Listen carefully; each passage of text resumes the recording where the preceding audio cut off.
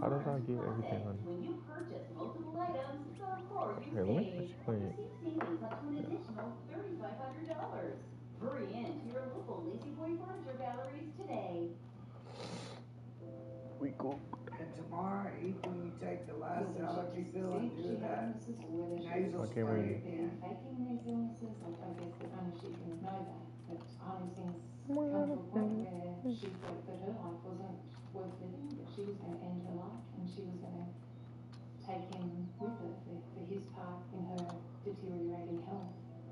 Whatever the reason, Anu Singh began planning the suicide pact, with her and Joe apparently ending their lives together.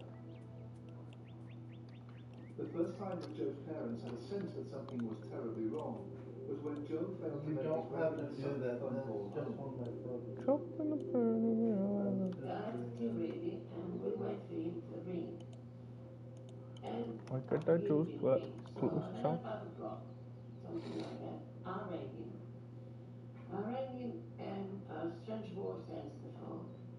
I said, I gave him the wrong number. Who am I speaking to? And he said, Sergeant or some police person. I said, why the police call my son's place?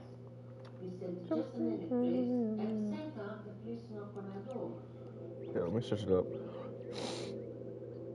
police told him, can you sit down, please? I said, what's going on here? And he said, that's your son. As soon as I said that, I started screaming, please. Don't say anymore. She killed him, did she? She killed him.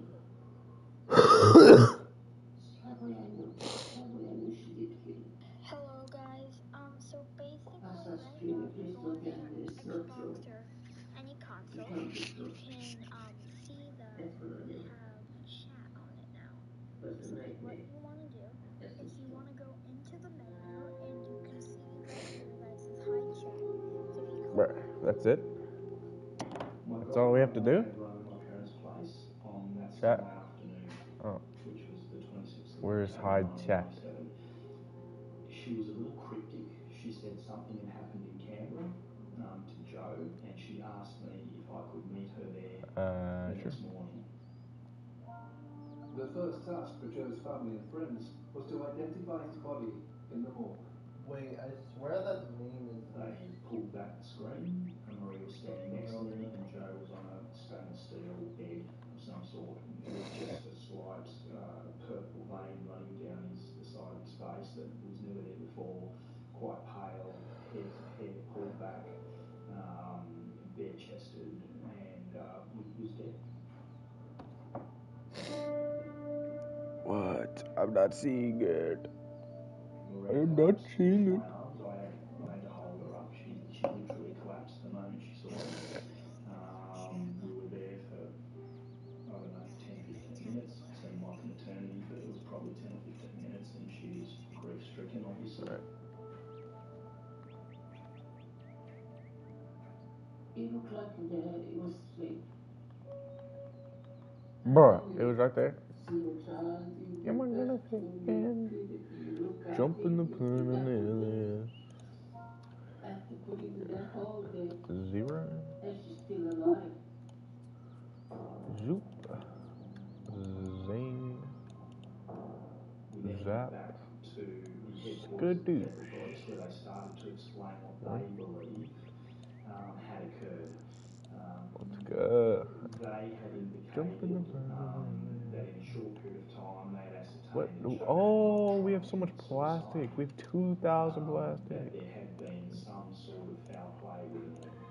Jump in the What Joe's family and plane. friends were still to discover was that this was not a crime of passion. The suicide pact that Anu had been plotting had resulted in only Joe's death. And the evidence was about to reveal that it was a death that had been planned months earlier. She's gone to the National Library. It's almost a block away. Books on how to commit suicide. She had lessons in how to inject somebody with drugs. She had gone through friends to find drug contacts. Perhaps the most chilling discovery the police made was that after months of preparation, Anu Singh had invited an audience.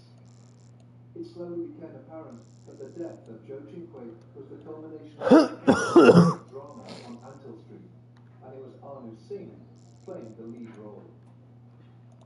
Jump in the Could not have written a more bizarre story. Who would ever imagine that It's only 100? it's a real life story to say someone held a number Let's of parties to farewell herself and to lead into the murder of a young man. No one could write that. If you wrote it, it wouldn't be believed. Let's not name it Fly. We can name it. On the night of the 20th of October, 1997, Anu Singh, a bright young law student living in Canberra, arranged a dinner party at the home she shared with her boyfriend, Joe Chinquay. The aim of the party was as twisted as it was horrific. There was a general understanding among the party guests that they were going along to witness the lead up Jump in the to the crime, and that this was going to be the night that Anu Singh was going to take her own life and take Guys, we Joe just need Chinquay's some life gold. in a suicide pact. Somebody get I made. believe there was some discussion about the reason they were there amongst some of them. We're not on white team. But We're Joe green. was never aware of the reason for the party. I don't know if y'all just like go behind someone. You could literally like pass them anyway. Simply attending because he lived at the house and there was his girlfriend. So as far as I can ascertain, he was not aware. Yeah, the waves that I'm seeing right now, like this is gonna be pretty hard to survive through because our boat's gonna take so much damage. At this point, clearly had a reputation among her friends as creating drama. So whether they've come along to the party simply believing that it was all hard and talk and that no such thing was ever going to There's happen. literally Who knows what was going no one on. else in this lobby that farms for gold anymore because you know everyone's already rich. Rich like a wall. I don't think I got all the chests in this count. Which is behind there. Anu commit suicide and weren't prepared to do very much to stop her, even to her own. I think the thing that concerned us as investigators was how a culture had existed where people could actually attend a party. Boom. There goes your town. Whether it was by murder or by suicide. No, we're going sideways. We're going sideways. Alright guys, we are going to survive this. Tragically for Joe, Salam alaikum. Oh, how this taking so long. Look how big our boat is. And after the guests had left, It's only breaking the wood. No. rendered him helpless. What we learned The wood was acts that as an Joe extra Chinquay cover. was Oh, this guy's that just night going on. he was given repeatable Fish? that I've heroin never was seen this one. prepared and put into a syringe, How and OG that night am I, Anu chat? Singh did in fact attempt Bro, what is Diddy doing right now? Like, just get behind me. You're in my way. my recollection of the evidence was that Yo, is the heroin was baseball the so next? concentrated Uh-oh, that we have to dodge it. and that Let's she wasn't dodge able the to baseball. inject it with Oh, the never mind. He gets to dodge him. Whew. I would have been stuck the whole time. You know, but we're good. We're good. Yeah, you're done. No, you're done. Getting pretty close to the middle out here. Whew. That guy is almost stop. Oh, never mind. He's going to do. What is that? What is that? What? I've never seen that in my. Oh my gosh! What are my gloves doing? Where is he going? Oh, why did I break my freaking seat? Oh crap!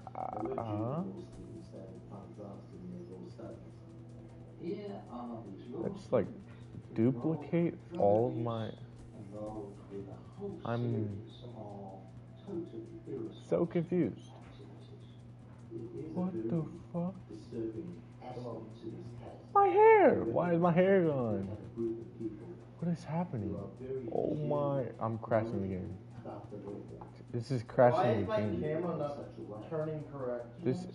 I'm not even on the. It's not even moving me Why anymore is with my it. camera not turning correct? Yo, why is it not moving me with it?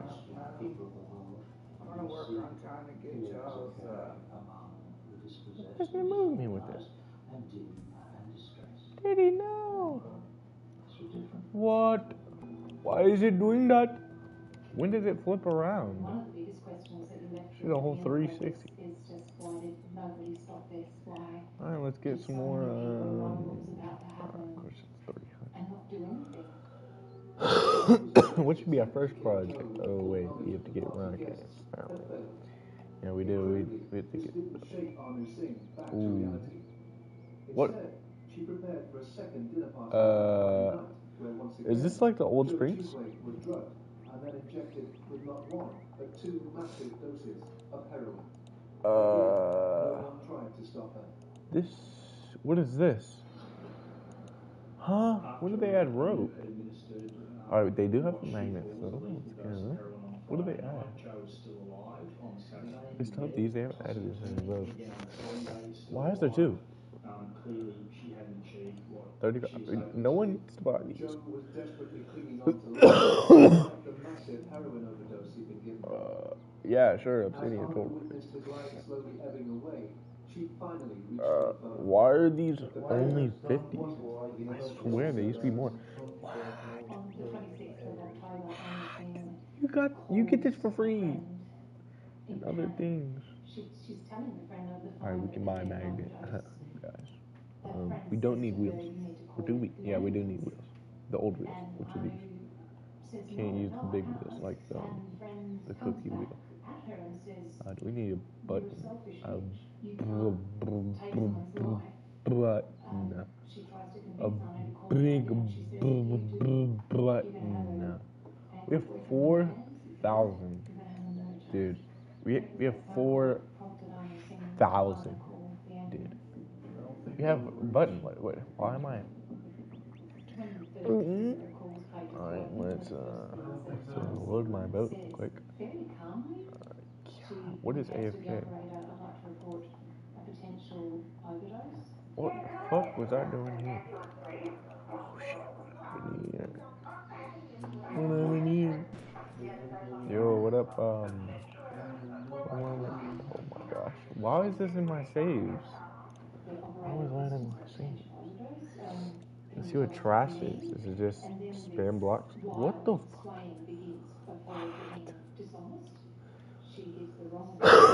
What was I building back then? How is this trash? It's actually really good. This isn't a chair actual thing, is it? No, it's not. It's my own made chair. He's playing with me earlier. You think you're the king? I'm the king. Oh crap.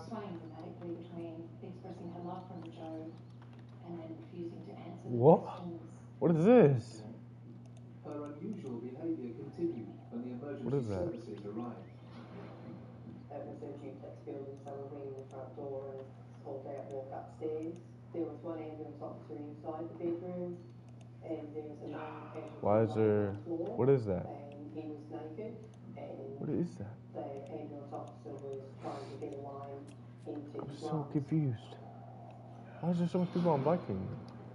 There was a lot of liquid fluid coming out of his mouth, so they were having trouble getting past all of that to get into his lungs.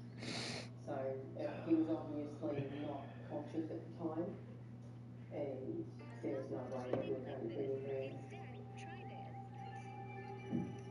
The lady in the house was actually quite frantic, and she was pacing around, walking back and forward to the window, to the door, and she approached me. I don't have 2 portals. And one of the times she It looks like you're lagging a little. I know you can get a portal from a code. It looks like you're lagging. And then to let go and walk back over to the window, and just kept pacing around the room. Tragically, and despite the valiant efforts of emergency services, Joe Chinquay died that afternoon. The official cause of death was asphyxiation.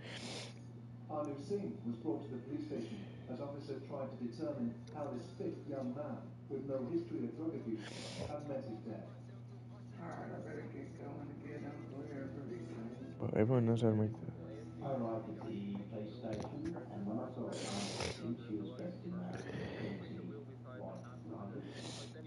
She was sweaty. I remember being thin, sweaty, and she grabbed hold of me and held on to me.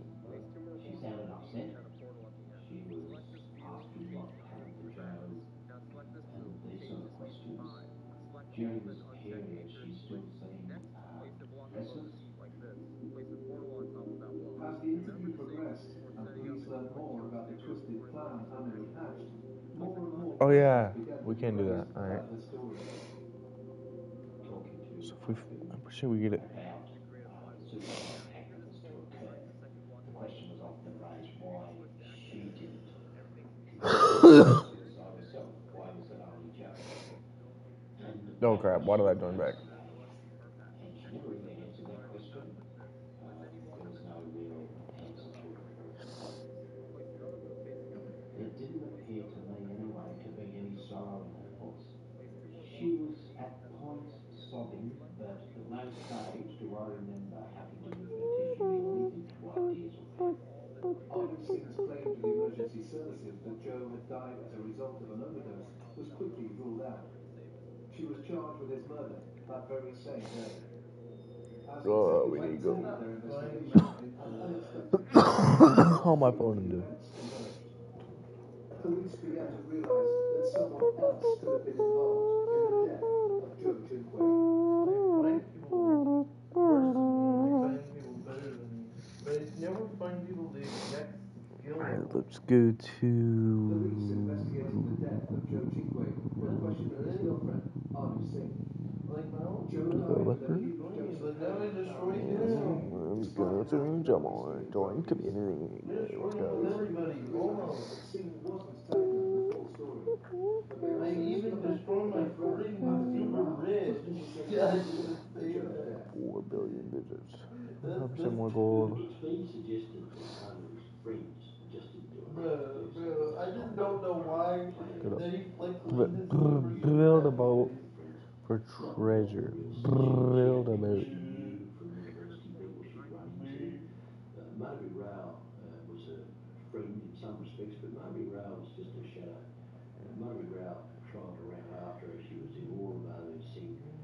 And she too just was swept up in the madness of what she was saying and what she was doing in the plan. We were aware that she was a very good friend of Anu Singh's at that time and had involvement in the preparation of the crime. I had been to the library with Anu Singh, had looked up What? how to inject heroin with other people. She'd been involved with purchasing the equipment, and also her main involvement was preparing the parties, because Anu Singh at that stage really had got people to come to the party or was left to Madhavi Rao. She was the main person who rails together, so to speak. Following the police investigation, it was determined that there was sufficient evidence to charge both Anu Singh and Madhavi Rao with murder.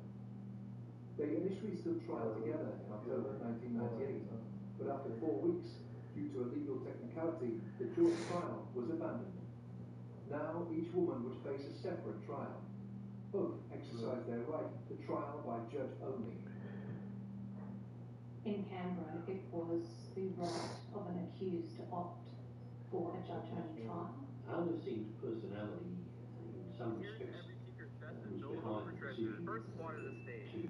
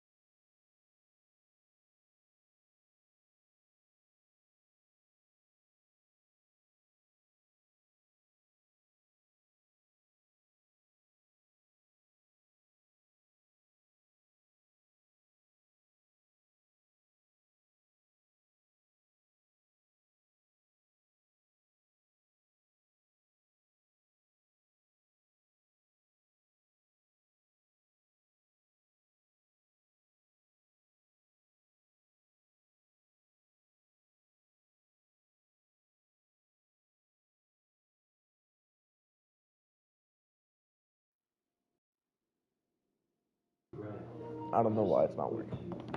Wow, what? Wait. In some way she had been made ill by some advice that she had given her to take ibuprofen syrup. And when you started analysing the alleged motive, it fed completely and utterly into the notion that she was mentally unwell. She had the wherewithal to procure the heroin. She had the wherewithal to procure the rohypnol. She had the wherewithal to plan not one but 2 dinner parties. So looking at that whole assemblage, she knew that doing what she did would result in death. There was, in my view, no doubt that this woman had a significant mental disorder, which had been troubling her on and off for a number of years. This is why they went for diminished responsibility, not for insanity. I mean, her responsibility Yo, was Colton. diminished by depression, not removed by depression. Yes, this woman planned. Can you play? Sure, you play. Yes, this woman told other people that she I used to be so good at this game, but so there was my cousin has my account now. of what she was doing. The diminished responsibility simply says that the nature of this disorder was one which affected her judgment and affected other aspects of her mental function. The judge accepted the defence had established that full relevant time who was suffering from abnormality of the mind. He found that she was suffering from a borderline personality disorder of a at least moderate, if not a greater extent. That she was suffering from depression. That she Can I add you? You're gonna have to add me. In his judgment, that her responsibility for the action. Cause I don't know. It might just take too long. As well as trying to establish Anno Singh's mental state behind his killing, the court asked another question. Just how Oh yeah, was this crap. tragedy allowed to happen in the first place?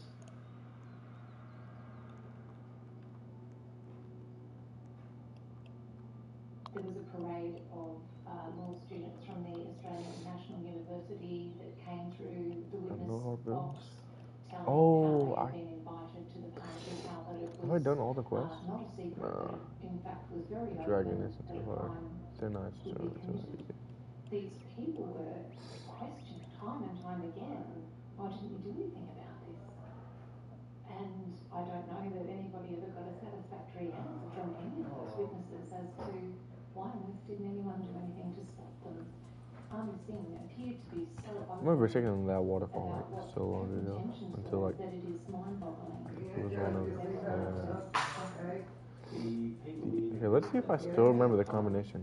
majority of us seem very What? distant to realization or attachment to the fact that Shall I watch? It's gonna be muscle memory. Well, let's say. So it's yellow. It's yellow, red, pink, blue, green. Yellow, red, pink, blue, green. Alright. Watch. First try. I have not done this in years. One of the strongest pieces of evidence that's still online. I'm so smart. Oh my gosh, I'm really good. I forgot how you get in the secret, the other room.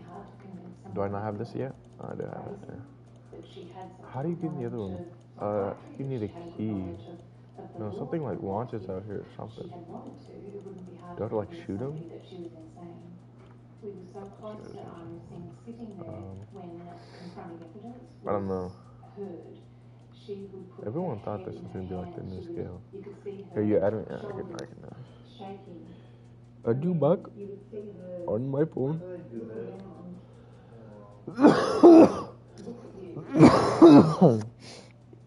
Dang, I have 196 frames. On the 23rd of April, Right. 1999, Anu Singh was Is it found just guilty cool? of manslaughter Because it's on the display name. grounds of diminished Alright. responsibility.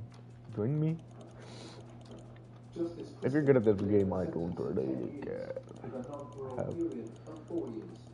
How do you do Given this the again? time No. she spent Oh, you in need to put a bars different during code in. the trial, I remember she now. served just 18 Here, let me see what the code was.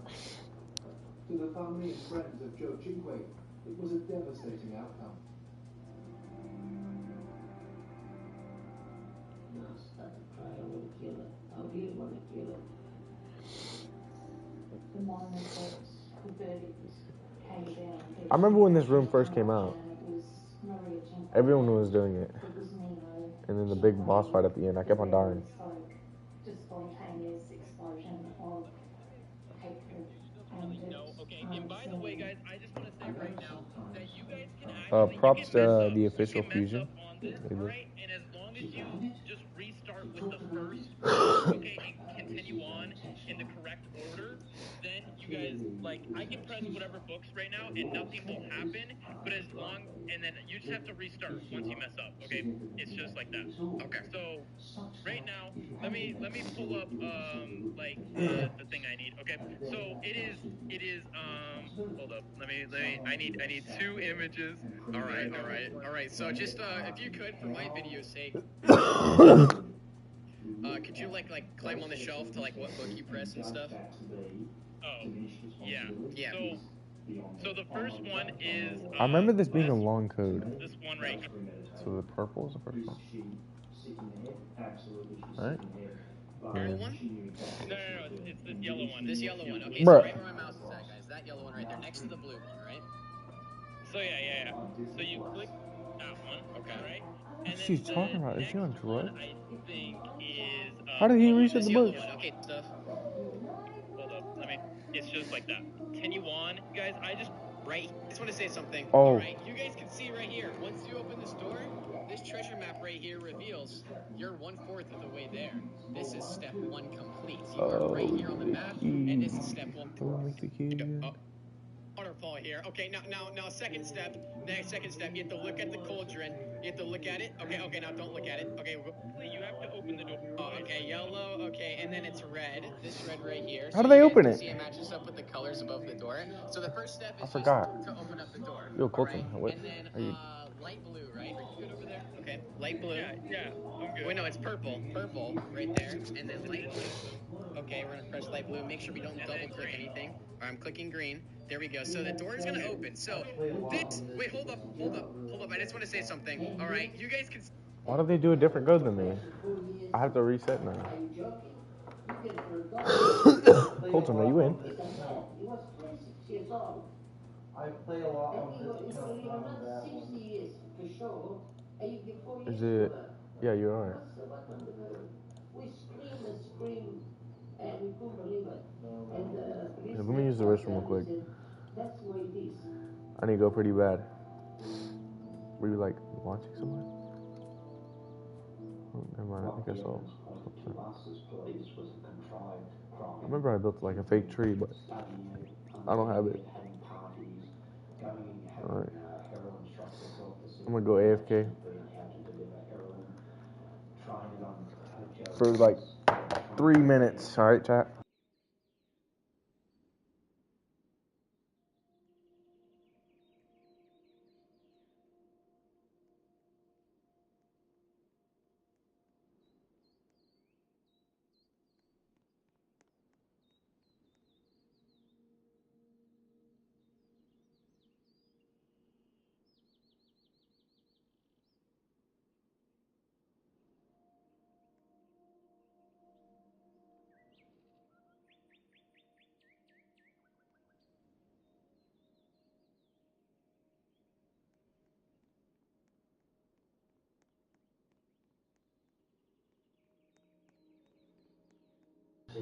You're so funny. It's not like I could just respawn or anything.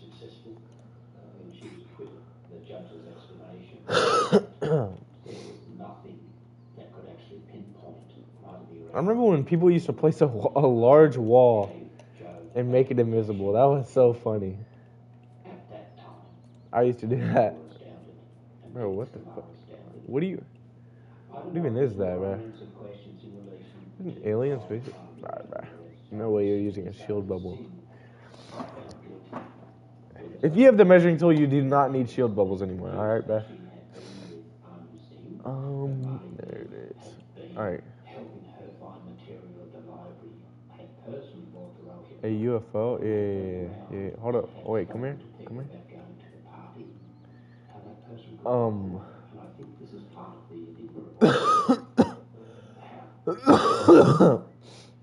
You mean to show you something cool? Come here. Stand still. Come here. Come here. That question is just another reason why Joe's family and friends remain so frustrated with the justice system in Australia, and why today they still struggle to deal with their loss. The injustice that is associated with his death. Did not know this? I told people so back then, but it was so funny. How? Hacker? The fact that there has been Really. nothing close Oh crap. to what they would call Oh, now you're stuck. adequate justice for what she did. You see what's on your foot? Look under the map. Look what's on your foot. With Maria. Ooh, I can delete it. That she lost a child at the hands of someone she invited into her own home and embraced as a daughter-in-law. Why do I have so much balloon? Can you stretch these out? Oh, you can. What? I never know this. Through cooking, and she sat at that very table where they and served her a meal. The woman who was responsible for killing her son in the most brutal of fashions. He took 2.5 days to die. He was tortured. What are these builds you have? Is this supposed to be a car? What was this one? Oh yeah, look what happened here. This is you. This is you right here. This is you. What the? She built an AFK bat. That's crazy. Bro, here, look at this amazing build, bro. If anyone thinks I Just duplicate mildly this. understand what she went through, think again. I would ask every mother out there to think about their firstborn son being killed by their girlfriend, a woman you invited into your own home, and taking 2 days to do it. No one can understand what she's been through. No one. I don't care what anybody says. No one can understand it. You have to go through things like that to understand. People tell you, understand how you don't understand what people go through. You don't know how bad it is to lose your child. He was a person. He was my son, and he lived 26.5 years, and he's not here anymore.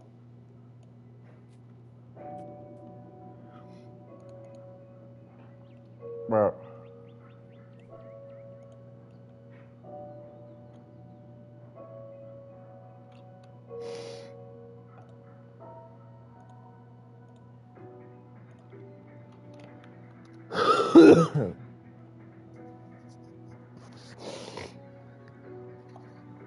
I died in the cave. Yeah, everyone dies in the cave. No one comes out alive, as you can tell from the sky. You don't live when you go in the cave. This is Neutral Bay, only a couple of kilometres from the heart of Sydney. What are you doing there? What are you doing there? Some of the best views of Sydney Harbour. But on the night of the 8th of September 2013, that calm was shattered. Morgan had 28 separate stab wounds in and around his body. Predominantly these stab wounds were in his back, neck, shoulder areas. The discovery of the body of local businessman Morgan Huxley would stun the nation. It happened to someone with no known enemy, someone who was just an ordinary man living in Sydney, living in a great part of Sydney. The hunt for the perpetrator would reveal a cold-hearted killer. It was just a game to him. He was treating everyone like they were fools. Oh, what? What I'm doing is conducting an electronically recorded interview between myself and Daniel Jack Kelsall. His face was blank the whole time, and it was just a shiver down my spine. This is a dangerous man. The murder of Morgan Huxley was a crime that shook Australia. What happened? Alright, let's actually make a boat. A boat. Bro, I am not going in that shit. You fucking duplicated it. Holy shit, it looks like fucking shit. You not know how to use a duplicate tool? The schools, loads of parks, greenery. It's full of young people. Alright, let's make a car, you know. A young working I feel like people making a car. so close to the city, and there's a lot of families. Let's make It's fair to say that it's probably considered one of the more affluent suburbs in Sydney. It's close to the harbour, close to the city, so it's a place where people want to live, people want to go out, experience the lifestyle that goes with being in that part of Sydney. One of the locals was a young man who seemingly kept to himself, someone with no police record and who at the time was looking for work. One of the first stops on his search for a job was the Sydney Cooking School. He came and asked if there was any cleaning positions. My first impression was of a geek, you know, thick glasses, skinny, nerdy looking, very shy, but dead steady in the eye. He said that he had experience as a chef, which turns out he did work at another restaurant not too far away. So we thought, oh great, a kitchen hand with some knife skills experience, which would be Bro, good what? for us. So this was the perfect opportunity for him to do cleaning and... We'll only build half the car because that's all we need. The young man was Daniel Jack Kelsall, and he would go on to commit an act of such brutality that it would shake Do the not serene listen to the suburb background to its check. core.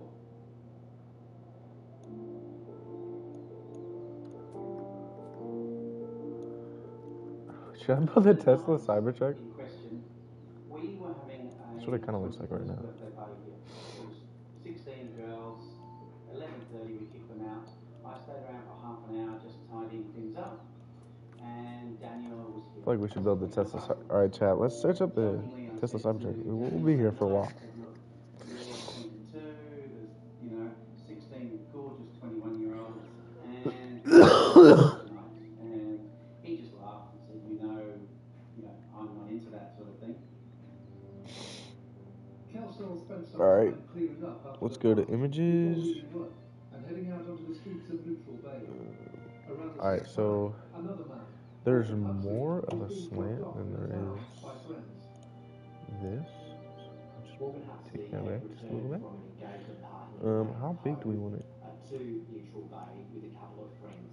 Now, he wanted to have one last drink, but his friends left him and he went off to the Oaks Hotel, which was his favourite pub, for one last drink.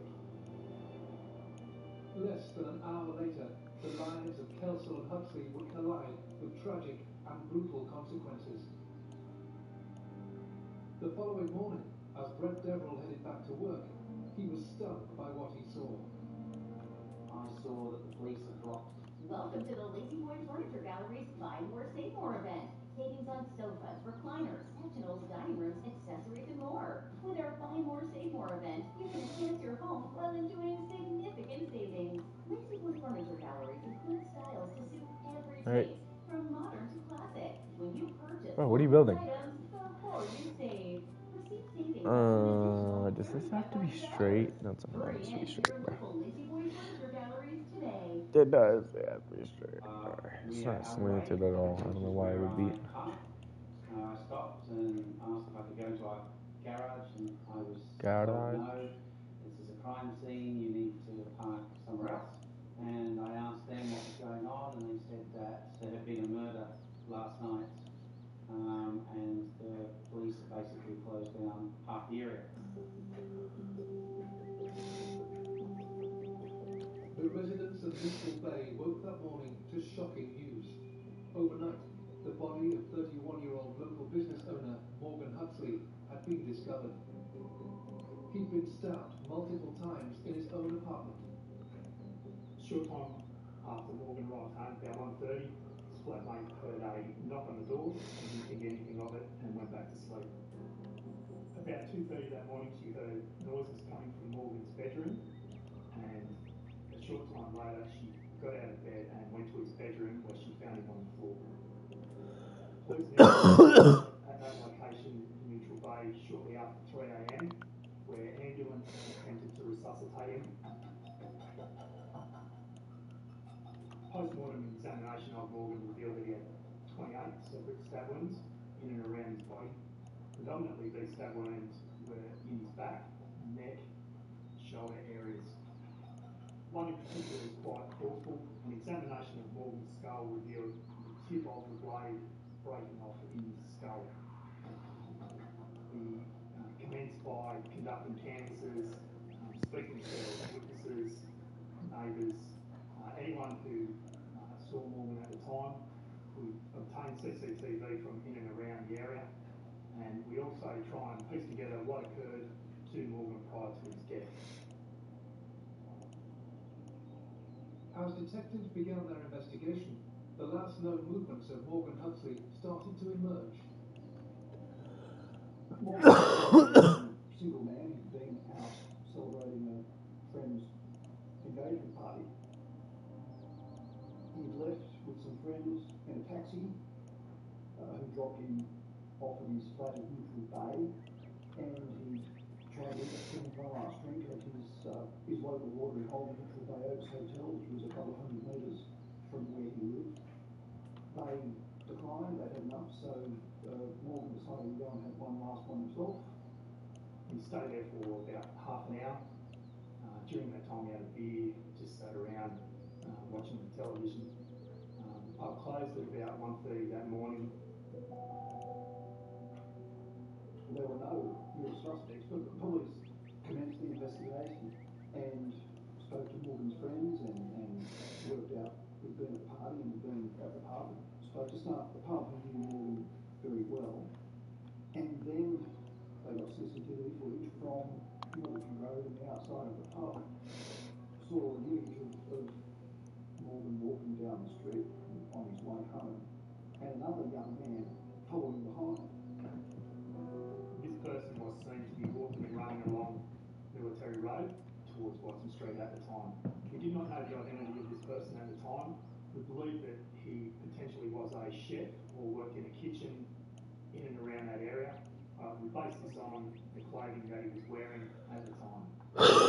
This mysterious figure caught on camera was wearing distinctive chef's pants, and he was someone the police were keen to track down. He was one of the last people to have seen Morgan Huxley alive. Was he involved? It's A few days later, we saw some guys in suits walking up and down. I don't know what it is. They never stopped. They just were It's going to all the other restaurants in the area. a slinky ball. Yeah, a slinky ball. Works at front, noticed these gentlemen and a lady, and the restaurant asked, "Oh, what are you looking for?" They pulled out a picture and said, "We're looking for this guy in relation to the Morgan Huxley murder." And so our officer said, "Oh, you should have stopped here because he works here." It was the break police were searching for. They now had to find out more about the suspicious kitchen worker captured on CCTV. And more importantly, where was he now?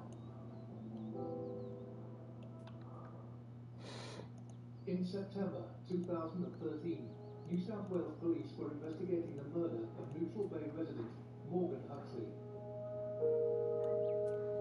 Morgan Huxley was a small business owner. He lived in a flat at Neutral Bay. He was popular. He was loved by members of his family. He was just your average bloke living in Sydney. Not long after Huxley's mutilated body was found in his apartment, detectives uncovered a vital clue. The initial police investigation focused on Morgan's friends and associates, given most murders tend to be committed by someone known to the victim. However, this avenue of inquiry turned up no useful leads, so police decided to review the CCTV in the local area. The footage showed a mysterious figure following Huxley along the street. So a number of detectives were tasked to speak to shop owners and attend restaurants and cafes and hotels in and around that area in an attempt to identify the person depicted in that image. It was 2 weeks after the murder when the police visited the Sydney cooking school. They were like, "Seriously, you know, this is, yeah, he works here." And they said, "Well, can you call him and get him to come up here, or can you see if he's at home?" On the 24th of September 2013, detectives identified Daniel Jack Kelsall as being the person in that photograph.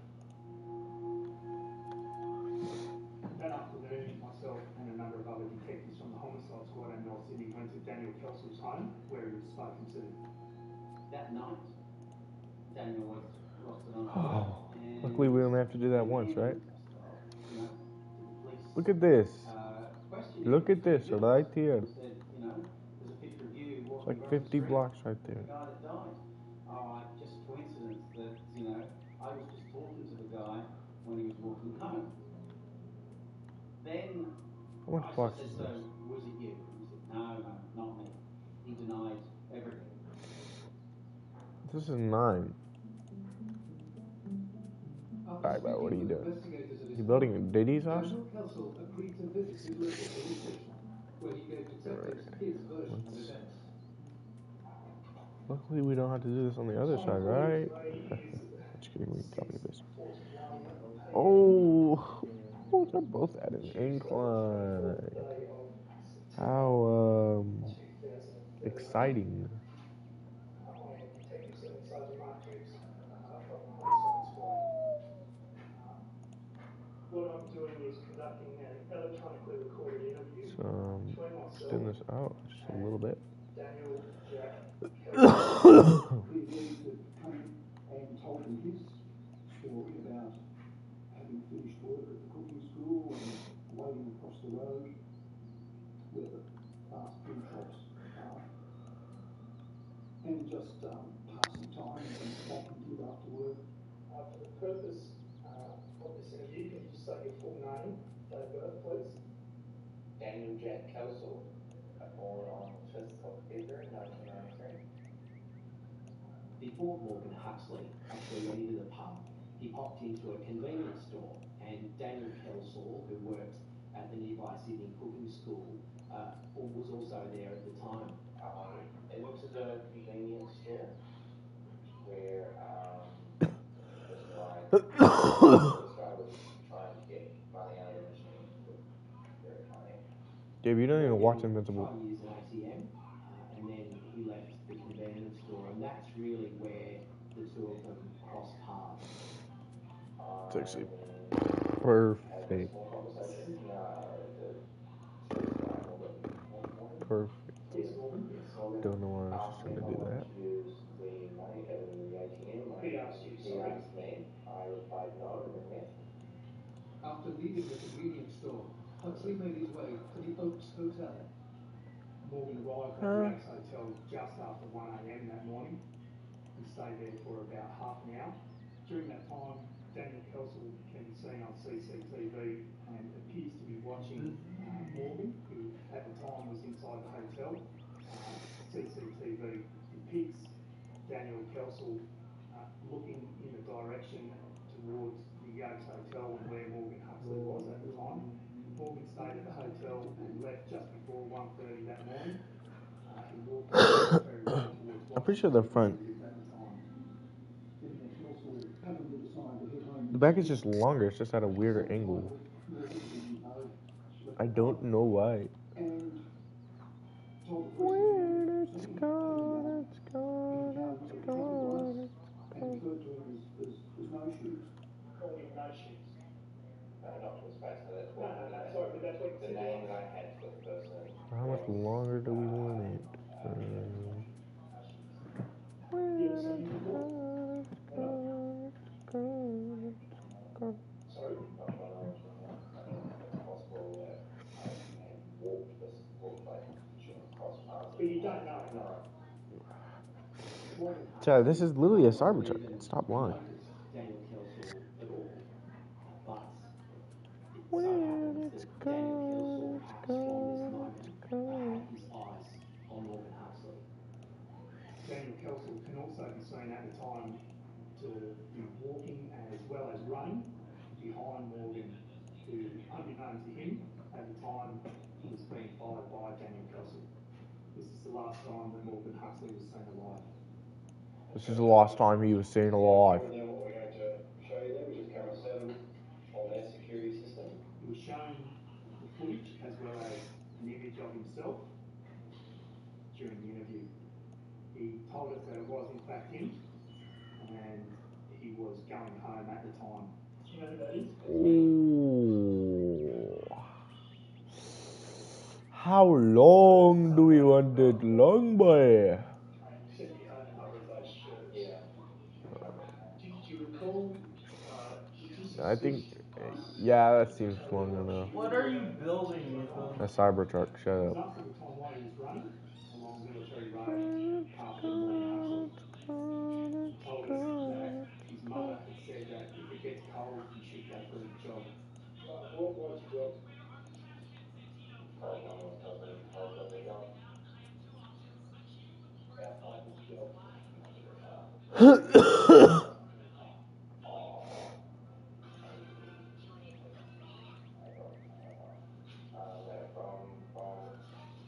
From the light, a little bit after the lights to a little bit before the open career starts,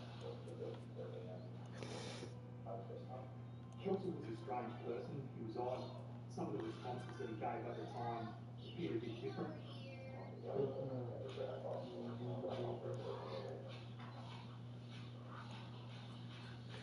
So he's not very good at it. Not finding the person. I thought at the time his answer when Alright. I asked him the question about That looks like why half he a was running Cybertruck, right? behind him. Now we just need to build the base.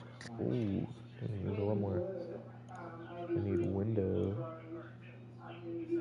So we're already almost there. Yeah.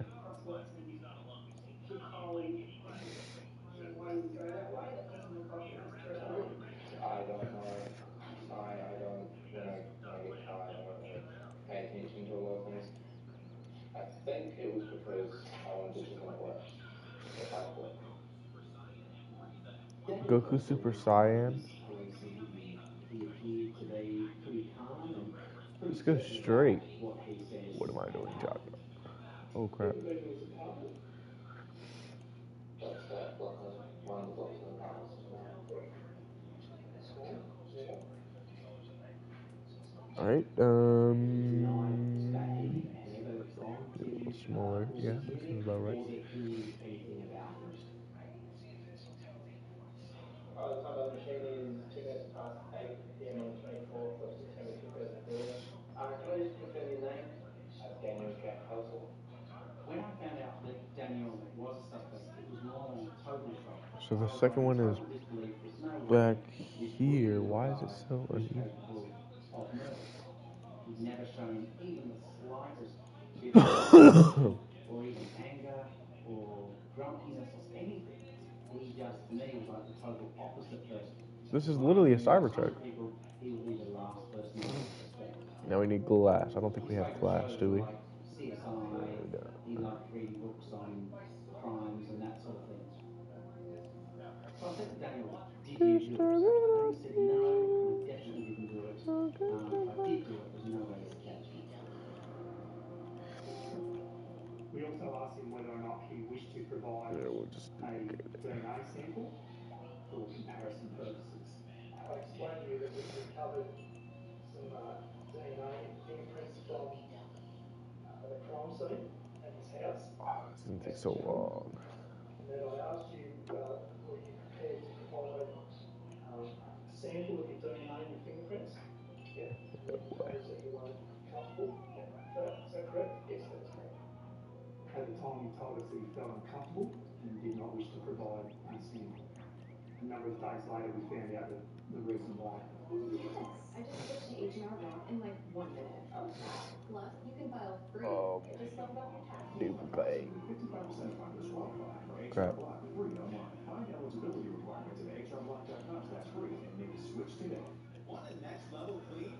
Switch with the Listerine. It kills 99.9% of bad breath germs for 5 times more cleaning power than brushing and flossing alone. Get a next level clean with Listerine.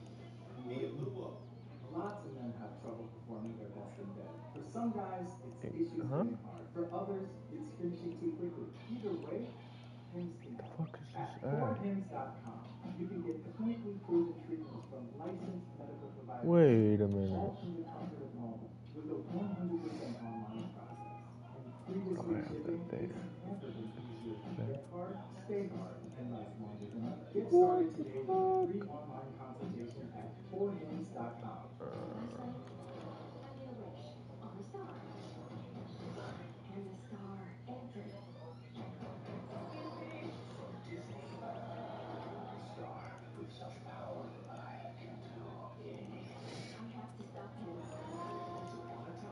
Bro, what?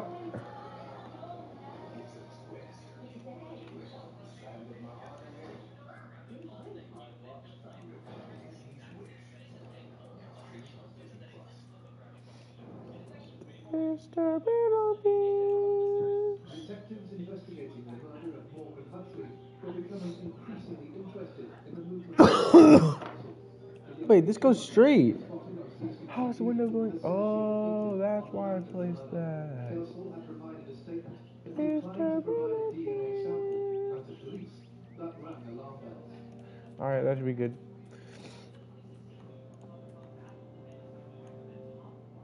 Most people provide a sample at the time. If someone has nothing to hide, then there's no real reason why they wouldn't provide a sample for that particular incident.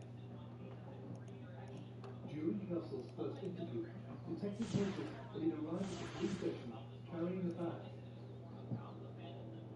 When he came back to the police station and during the interview he was wearing a shoulder bag. This bag became quite significant in a number of days' time. Not long after giving his statement, Daniel Kelso got back in touch with the police. 2 days later, on the 26th of September 2013, Bro, did you really just turn this all into wood? in the afternoon, It's not even wood. he told me over the phone that when he spoke to us 2 days prior, he wasn't telling me the complete truth. I arranged to meet him that afternoon, and I drove with another detective to a shopping centre in Neutral Bay. And that was where he had the truth that he had gone into this man's with him, and then on his way out had bumped into or seen a woman entering the unit block, a blonde woman. Kelso claimed that it was actually this woman who had seen him and was in some way angry about having seen him leave the unit, and he thought that was the reason Kelso's presence there was the reason that Morgan Huxley had ended up getting stabbed, apparently by this unidentified woman. At the time, I didn't believe what he said. I believed that it was a lie, and that he had been in the unit and had, in fact, left DNA and maybe fingerprints, and that he was now trying to cover up the fact that he had been inside the unit when he originally said that he hadn't been. So Kelso was arrested and taken to North Sydney Police Station. Now under arrest, Daniel Kelso refused to answer any more questions and wouldn't even confirm the details of the conversation he'd had with Mark Jukes in the supermarket car park. As detectives hadn't recorded that exchange, Kelso's version of events was worthless as evidence in any trial. Despite this, the police pressed on and continued the search for clues. He wasn't charged that night and was allowed to leave the police station. But from that point onwards, he was our primary suspect in relation to the investigation. That night, a number of search warrants were issued on his home address as well as his place of employment at the cooking school. During the search warrant and an audit of the knives that were retained at the Sydney Cooking School, it was identified that one particular knife was missing, and this knife was unaccounted for. For the missing knife, the police rescue squad was brought in. We noticed them here one day, and they had ladders searching roofs, they were lifting up drains, they were searching everywhere, even with dogs looking for that missing knife. It was never. Police executed a search warrant at his place and seized a number of items of clothing and a shoulder bag which he invariably had with him, and which he had with him and had over his shoulder when he was being interviewed by the police. Did you have a bag with you? Yes, it's on. Thank you. It's that particular bag. So that's a, sorry, what is it? Phillips box with a, was it South Africa? South African soccer It's at the World Cup. That's his, these are. And do you recall what you would have had in that particular bag? I would have apron. Yes. My box of Yu-Gi-Oh trading cards. What, sorry? Yu-Gi-Oh Yeah, trading cards, yeah. And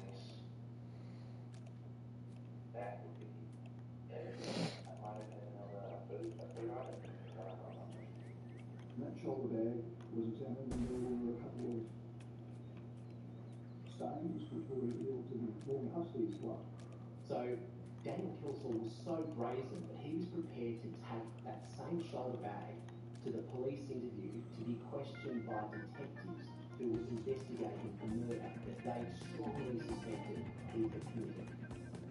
The case against Daniel Kelsall received further traction when yet more results arrived from the forensic science lab. The complaint cited here referring to three distinct evidence, each of which pointed to Daniel Kelsall having been in Morgan Huxley's flat and in his room round about the time that he was stabbed to death. The first was the discovery of stains on his shoulder bag. The second was the discovery of fingerprint of Daniel Kelsall's on the bedroom door, Morgan's bedroom. And the third was some foreign DNA located on Morgan Huxley's penis, which then was matched with Daniel Kelsall's DNA. The DNA evidence proved that there had been sexual contact between Daniel Kelsall and Morgan Huxley, and the suggestion from Kelsall that sexual activity was really described as fanciful by the prosecution in this case because Morgan Huxley was known to be a heterosexual man, a straight man, and it was highly unlikely that he was going to be engaging in sex with another man in this situation. Each one of them was a great piece of evidence, but in conjunction, they didn't necessarily point to Daniel Kelsall being the murderer, but they strongly suggested that he was there or thereabouts at the time of Morgan Huxley's death. Interestingly, what police didn't have was fingerprint evidence on the front door. So it's curious as to how Daniel Kelsall was able to get into the unit without actually touching the door. Perhaps he used some other method to actually make his way inside. The front door was unlocked, so it would have been relatively easy. But he didn't leave fingerprint evidence there to prove that it was him. On the 8th of October 2000, a month after Huxley's murder, Daniel Kelsall was arrested. He was taken back to North Sydney Police Station. He declined an interview after seeking advice from a solicitor and was charged in relation to the murder of Morgan Huxley. We went to the jail to speak to Daniel Kelsall, and when we first arrived, we were in a small room and we had to obtain DNA from him. So we were just all standing around it and he said, "Oh, pun, but you could cut the air with a knife." And I don't think I even responded. I just looked at him and thought, that's like, why would you even say that? I knew then that it was just a game to him. He was treating everyone like they were fools. Someone's been stabbed with a knife 28 times and he's making reference to a knife, and I just thought it was callous and cold-hearted. Despite the pieces of the puzzle slowly falling into place, for detectives, the job was still far from over.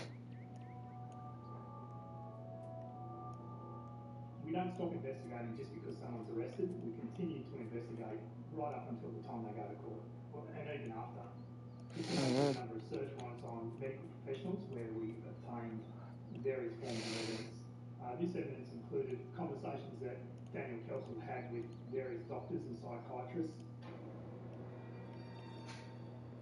They were quite remarkable because he told both doctors in very similar terms about, I think the word he himself used was intrusive thoughts he had about following someone from a stranger home one night.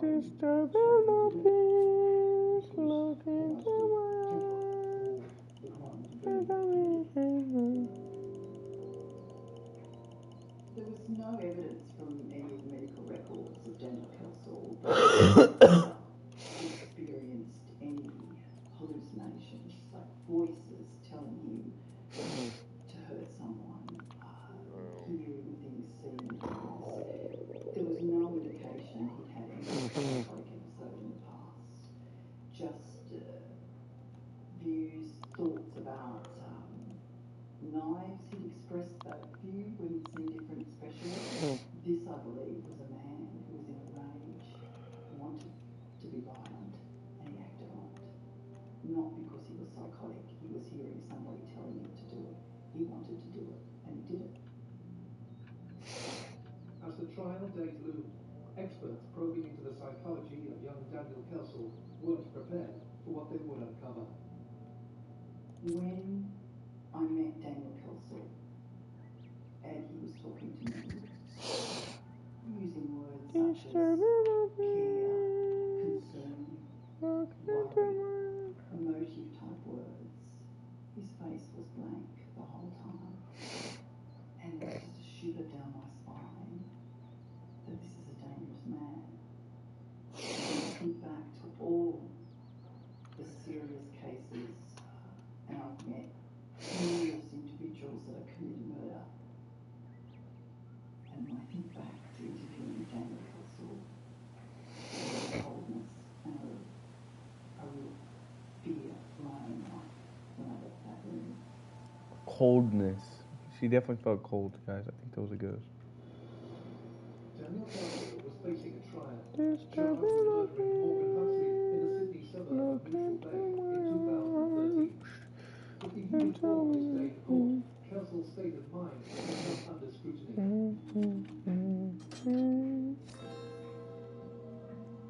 I was asked by the prosecution to undertake an assessment of the Daniel Kelsall, and I saw him and had been charged with the murder of Morgan Huxley. He struck me immediately as a very intelligent young man who knew exactly what he was doing, and he was prepared for the interview and assessment process. He was very articulate at the commencement of our interview, saying, "I've been diagnosed with Asperger's. I have autism, and I have a lot of compulsive behaviours. I don't like mixing with people." And he proceeded to tell me very much the diagnostic criteria of autism. In other words, the reason why I'm like I am. And he told me about his level of depression and the different medications he'd taken, and that they really weren't too sure if it was bipolar as well. And so he had a difficult mental health history. Daniel told us when he started that he suffers from a form of Asperger's. He would always say the same thing over to you like a record. "Hi, how was your day? Are you okay?" sort of thing, you know, or "How was your day?" It was like, great. But he would say that over and over again throughout the day. It's very unusual to interview an offender that will give you this background in the moment you meet them. So I got the impression he was very much trying to convince me this is a symptom of my disorder. However, as I proceeded to interview him, his eye contact was very concerned. He wasn't concerned about looking straight in the eye, which is quite unusual for anyone with autism. They're quite reluctant to give you that eye Oh, I used to hate this stage. Obviously, I thought that he was strange. Oh no. During the investigation, he was playing games. Look into my eyes. But overall, I didn't think there was anything wrong with him. You've indicated that you have autism, is that correct? Yes. What sort of? It hasn't been classified because it was caught so late on in life that I've already adjusted to having it. I haven't taken any concrete psychologist. I have seen a psychologist. I've been diagnosed with this. I don't actually know the specific level of autism scale it is. But it does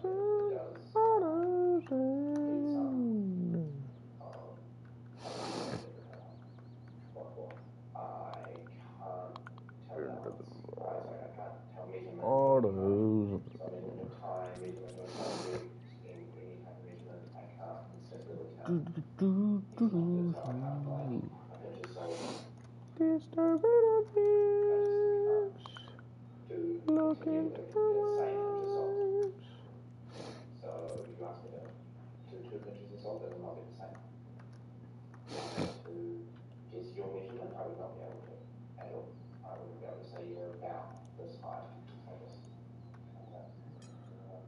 Dr. Susan Pullman, who Make assessed sure we get out of this one quick. custody, really saw through him. He had been assessed by a number of doctors over the years, and there were a number of diagnoses of several different conditions, but really Why are we going she so was high? able to get to the nub of the fact that that Oh was crap. exactly what he was doing. Why are we rising? So I undertook an assessment. Why do we go lower every time we walk? Oh, but now we're going high. And did he fit this pattern of having very poor social understanding of people's emotions and thoughts? Because with Disturbing of autism, they have difficulty reading people's emotions. Look into my eyes. What someone is thinking. General cases have very good understanding of what people are doing and what they're thinking. He also proceeded to tell me that he's got different compulsions, different behaviours. Like I take my glasses off and I have to tap the side of my glasses each time I take them off and put them back on. So I noticed that he had an interview which lasted some time. And he said he would always do as part of his compulsive behaviour. Welcome to the Lazy Boy Furniture Gallery's Buy More, Save More event. Savings on sofas, recliners, sectionals, dining rooms, accessories, and more.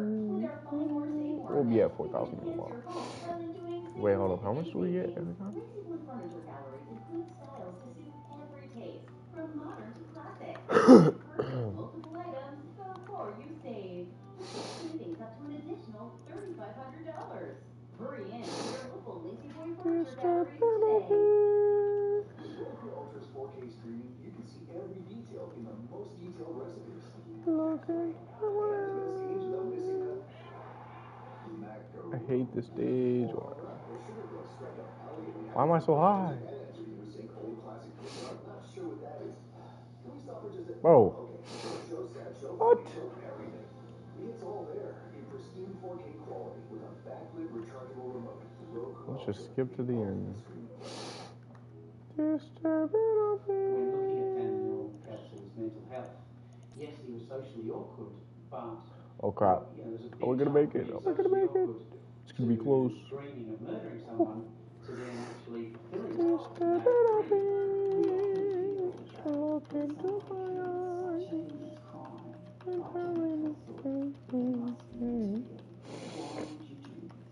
What motivates somebody? Somebody so many times before. He didn't know this man. Fall. He was a stranger. Why kill someone maliciously like that? For what reason? This was not a mental illness. Boom. Before I did this program, We bring the boom. That's what we do. We bring the boom. We bring the boom to you. Like that again. And as it stands now, I believe he would. The psychological analysis of Daniel Castle confirmed he was fit to stand trial. Despite the mounting weight of evidence against him, he responded police, the press, and the public by pleading not guilty to the murder of Morgan Huxley. I was surprised that it went to trial. I thought the evidence that we had. Bro, why was I going up earlier? You had to be in like the thing for like 3 seconds, and then that's good. Disturbing of this. Look into my eyes.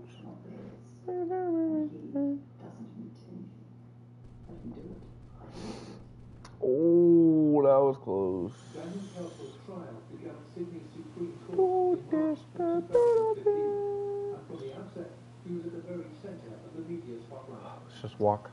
Daniel Castle was a pretty odd sort of character. He was socially awkward, introverted, and perhaps not used to getting an awful lot of attention from people. This trial saw the eyes of everyone in this courtroom and so many others who were watching and listening at home. Their attention and their gaze was suddenly focused on this young man. And in a perverse purpose for his life, he appeared to enjoy it.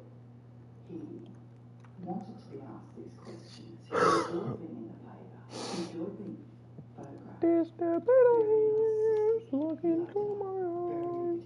He wanted to demonstrate that he was superior to everybody else. He is going to outsmart everybody else. Early in the police investigation, one line of inquiry focused on the personal life of Morgan Hussey and whether he had played a part in his tragic death. There was a lot of media interest in this at the time. A lot of it centered around female friends of Morgan. We just need to do that 40 more times. And the media portrayal of him at the time. Hold up. Let's figure out a new glitch. Let's place a lever. Let's actually do this. And then let's place a lever. Alright. Then we'll place this. And then we will do that. This. And then we will click this.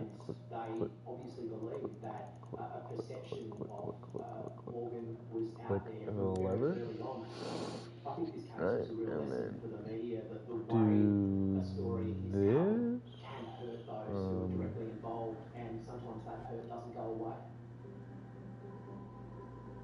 One of the most notable moments of the trial was when the defendant himself Still connected, right?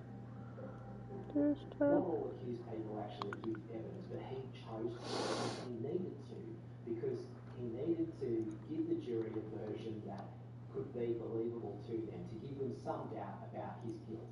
Of course, he failed in that aim, but when he was giving that evidence, and of course he was questioned by his own barrister and also the crown prosecutor in the case, he was really trying to give a version that the jury could take away and somehow believe. It was clear to most people in the court that he was lying, particularly to members of Morgan Hussey's family. And as some of those lies were told, there was the odd gasp coming Oh, I forgot we could just. Daniel Kelsel's defence at the time was that Morgan up to me and where they participated in consensual sex. When he said it was like when I spoke to him on the 26th of September, I didn't believe one word that he said, and that it was complete fabrication and complete lie. I never at one stage believed him what he was saying. The trial lasted about 2 weeks, and after the jury had gone out, eventually they came to a verdict, and that verdict was guilty, which was an enormous relief to those who loved Morgan Hussey. For the murder of Morgan Hussey, Daniel Kelsel was sentenced to a minimum of 30 years in prison. Rotate this lever.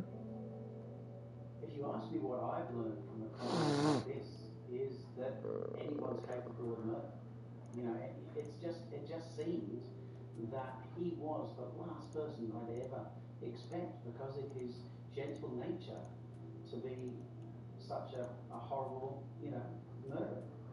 I've covered plenty of murder trials over the years, and usually it's a situation where the victim is known by the accused, might be a family member, it might be someone who was involved in some sort of argument or dispute prior. But the random nature of this made it so unusual. The fact that it happened in a fairly affluent part of Sydney, it happened to someone with no enemies. Little could he have imagined that that brief interaction with Daniel Kelsel in a convenience store would see him ultimately pursued, followed, all the way to his own home, and viciously stabbed. The one thing I will say about this murder, not the trial necessarily, but the murder, was that there's usually a reason, there's usually a motive, and this one was just Now we have to bizarre. Not do that all again. The brutality of it, unfortunately, that happens a lot, but just why? Being the devil. In my 20 years in this field, having met Daniel Kelsel, having met hundreds of offenders,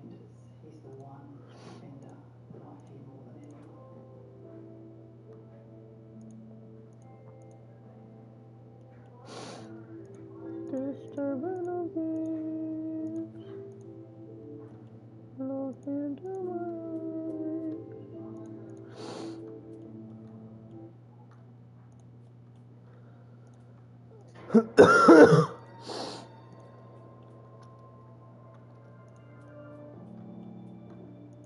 the 1960s, one man would leave a trail of destruction across Victoria that would span 20 years. After the bodies were found, well, everything really got Alright. worse and worse. Do we have timers? The killer's identity would remain a mystery. We done timers. Please don't be expensive.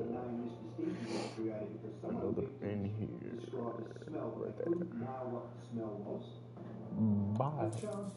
We just need one more. There we go. Australia's most prolific sexual predators. I saw the print in the car. Bye. Alright. So now we're good. And chilling revelations from the killer himself. You should get me a priest, and I'll tell you. The murders and rapes committed by Raymond Edmonds were crimes that shook Australia.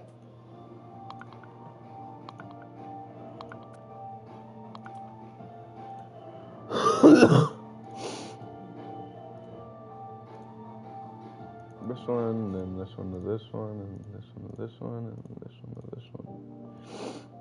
So first, we're gonna delay time. It's gonna be 3.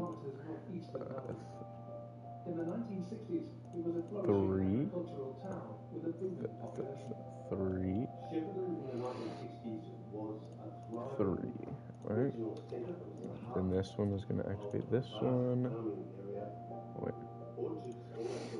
This one's gonna activate this one, and then this one's gonna activate this one, and this one. This one's gonna activate this one, and this one's gonna activate this one. This one's gonna activate this one, right? And then Concerts. 66 in Shepparton, as it was around really the Western world, was boom time for rock and roll. Big bands would come to Shepparton because it had a great memorial hall and they knew they could draw thousands of kids from across the entire district. It was exciting, and you know, you'd be looking around and you'd be seeing all these young people that were just so happy and so glad. what am I doing right now? I am building some random contraption. On the 10th of February, 1966, locals in Shepparton were preparing for a rock and roll concert at the dance hall. No. 16-year-old Abina Madil. Why is it always A? Alright, let's save this. She always looked like she was having the best time. She'd smile Alright, hopefully this all works. the time and giggle Let's and put laugh. And she this was and then beautifully enjoying her teenage years. You said there wasn't boisterous or noisy. alright, now we just need to go on white team. Typical Shepparton kid, you could say, and but There's already people in there, so bueno. Disturbing of peace. Look into my eyes. An apprentice mechanic from the town who was 2 years older than her. Ian was Took like an hour to get on white team.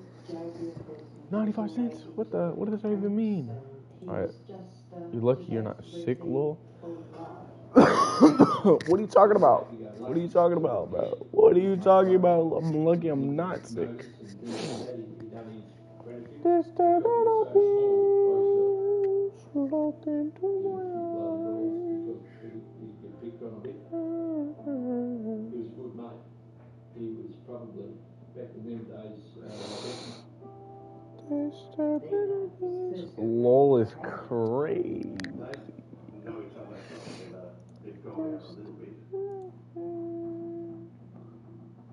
On the night of the concert, Well, that's crazy that you're streaming but sick. Yeah. Oh crap. I've been sick like 4 days. Bruh. Please let me be on white team. Please.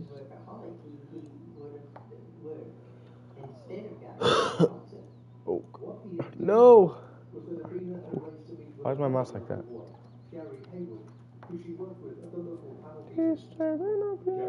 Alright, you know what I can do? I can just face it towards the water. Water. Ding ding ding ding. Alright, so if we go to menu and then we go to save, load, yes.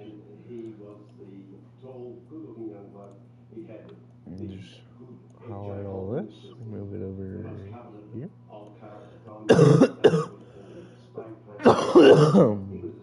Rotate it. Bring it up one block. Oh yeah, forgot. Oh wait, yeah. No, it should look good. Disturb it up, please.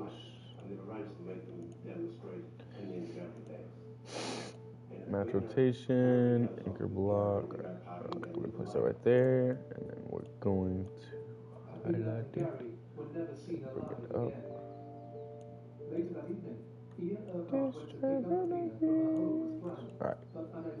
Now since that block is anchored, we can place this right here, scale it up a bit. I don't know. Then we have a few, right? How much do we have? We have 6. That should be plenty. Rotate. Mr. McGill is worried because his daughter hasn't come home. By 3 o'clock, Mr. McGill has filed losing. What? It says match rotation. It's not entirely unpleasant seeing you without a car. Why don't you stop being a vigilante? The lines cross. Sometimes peace needs to be broken. Alright, that should be good. Disturb it up, please. Look into my eyes. Born Again, now streaming only on Disney Plus.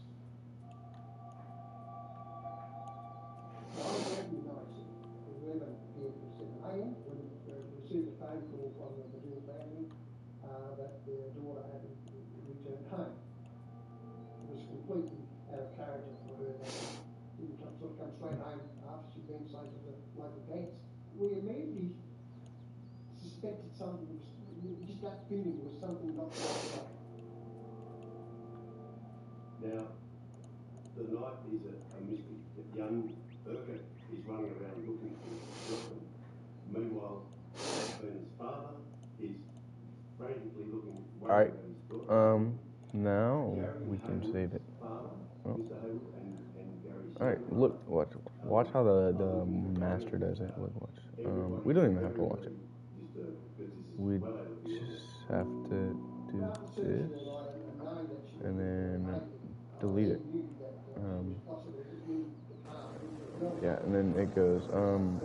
We didn't put enough pistons. We could just clear it real quick. We could just move it closer to the water. Disturb it up, please. Look to my eyes. Alright, that should be plenty. Oh, I thought I went in my water.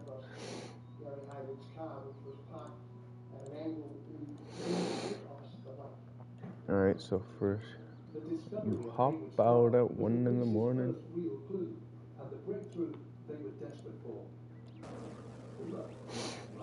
Oh crap, I forgot to press the, oh my gosh.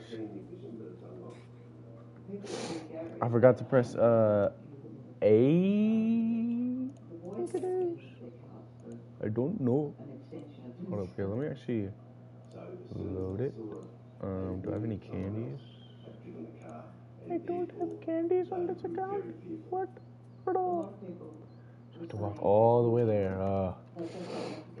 Disturb it up, please. But if I was on my team, then it would be easier. Alright, so first, right, you know, they already know. Alright, so first you do that. Then you flick the lever, alright? Now get ready to delete one of the pistons, alright? Now that's fully out. Alright. Chat, see? Look. This is the best. Oh, crap.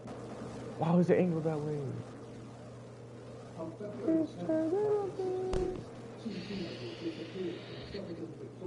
At least we got some way. Only hours after they were reported. Let's see if I got any gold from that. Oh crap. I don't know why you were doing that. It's a big story. People were worried about it. Oh dang, I got some. Alright. Let's load it. Alright, and then we could change some things up.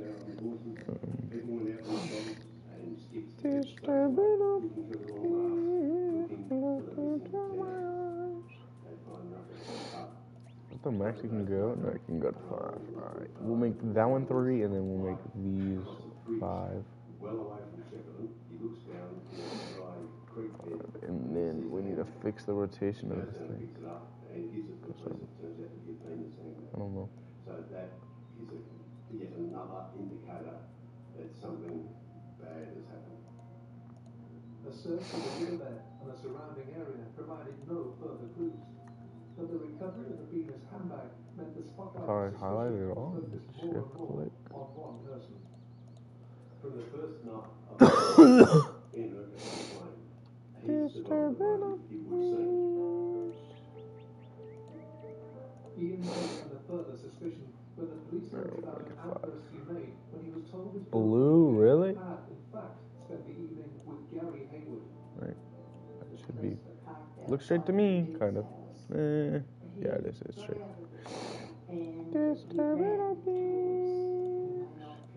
Look into my eyes. Right, other than all the games you stream, would you like to do in your... Hold up. I do a lot of streams, a lot of different streams. Get cut off. I don't know why. If it's like a little too long, that's all. I could read it though.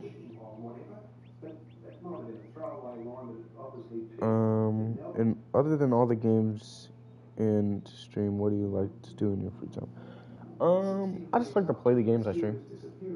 I mean, I don't really do much outside or anything. Yeah, I'm like, I try hard, I guess. Right, let's see if this works. Alright, that took a long... Why is it tilting down? Why is it tilting down? These stupid rockets, right? Okay, we have to put the counterweight. So we have to start the back one too, right when we start the front one. Bro, who is not Ethan?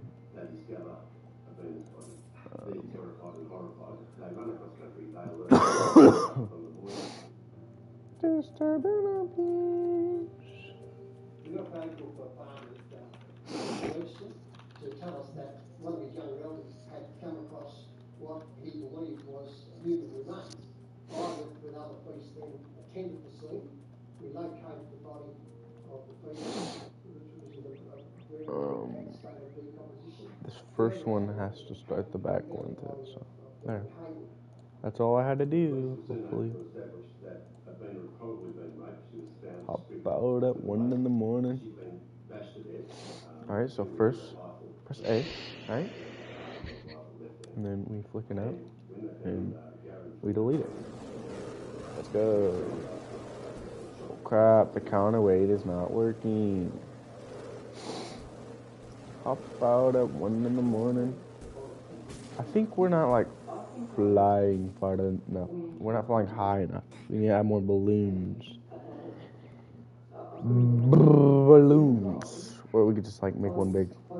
I still got all the gold for that. That's crazy. Disturbing our peace. Look into my eyes.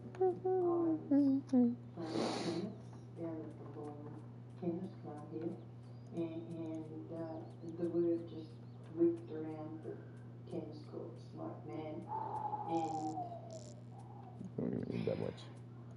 Hop out at 1 in the morning. Because I don't want to fly too high. it was heartbreaking. Alright, let's save. Walk in. And then we press A. Look how massive that one is. Then we press the lever, and then we press delete. So we can hurry up with this thing. Oh my gosh, why the frick would it do that? Oh my gosh, whoever I feel bad for who it was in yellow. Feel anything but pain. Disturbing our peace.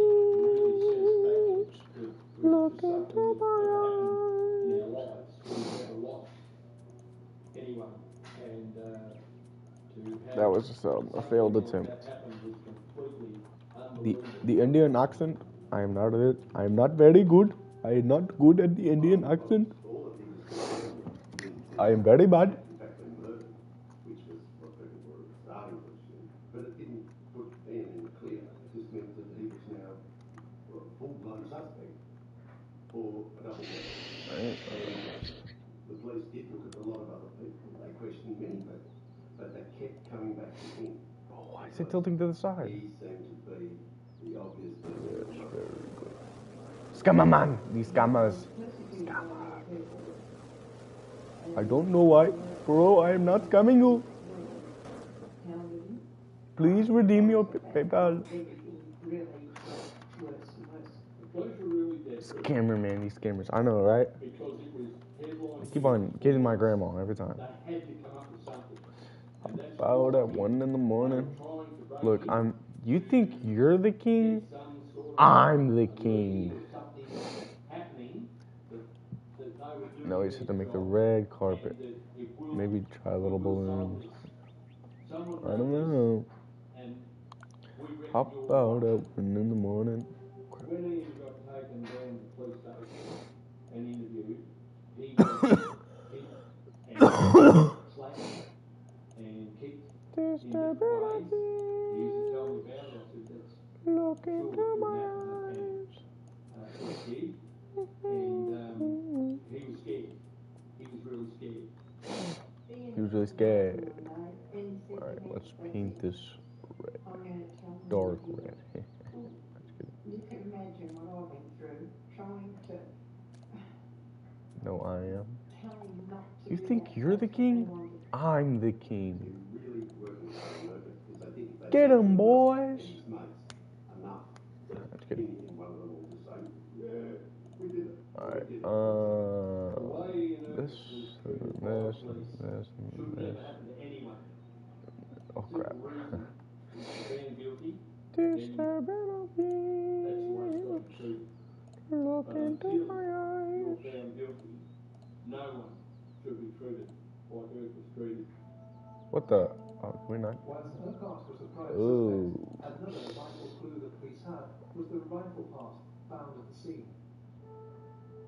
It was obvious to the police that the murder weapon was a Mossberg rifle because they found a little Delete it. of Mossberg that had fallen off the rifle. They also You just say mustard, and they could look at the firing pin marks on those shells. They were also able to remove a slug from Gary Hayward's and examine that microscope. All those things added up to a particular model Mossberg 22 rifle. The Mossberg was a terrific clue, and in the right hand, given some note, it would have led fairly quickly to a potential killer.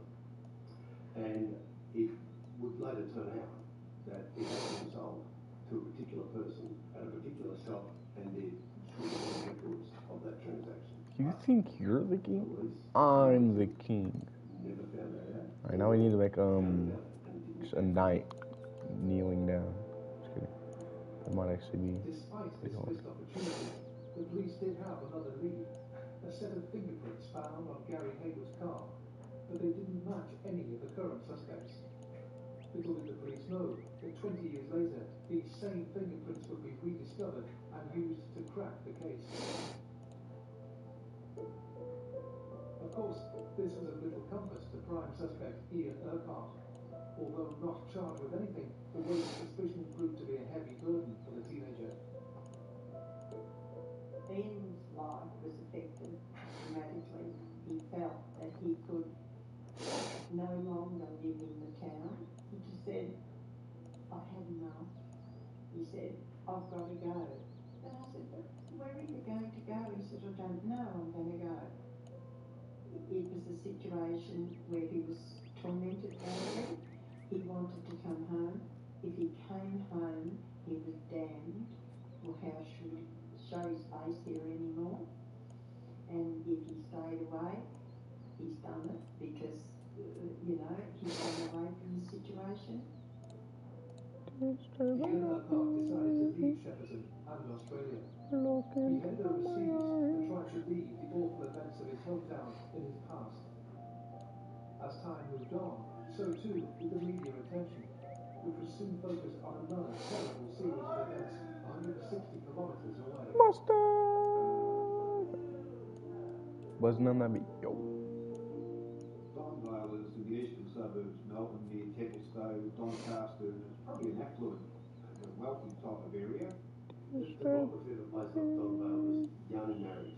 There are a lot of young mothers there, women in their 20s, with little kids, whose husbands had jobs that were predictable hours. They would go off to work at 7 in the morning or whatever it might be, and be gone for a long time because they'd have to go a long way to work and then drive home. In the mid-1970s, this quiet residential area was being terrorized by a serial sexual predator. Women started coming forward to police with tales which were uncommonly similar. The method of entry into the house was almost identical every time. The attacker was a man who was generally barefoot. He was very quiet, quietly spoken, moved very silently with his bare feet. The words said by the offender were very, very similar. Some women noticed he had a long butcher's knife, a long narrow knife, such as is used by meat workers. The name Mr. Stinky was created because some of the women, in fact, described the smell, but they couldn't know what the smell was. Sharp, nasty chemical smell, perhaps a bit like ammonia.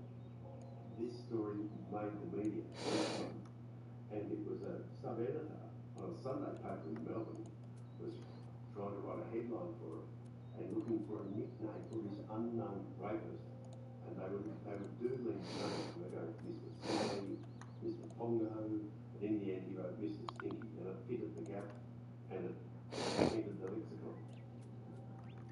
Although no one could describe the smell with certainty, all the victims reported the rapist smelled of a pungent and unpleasant odor. This ever-present clue in the victim's statements pointed to one conclusion. Police were looking for one man. Dang, I'm really creative. It's because I play Build a lot. I used to. This isn't really my main account.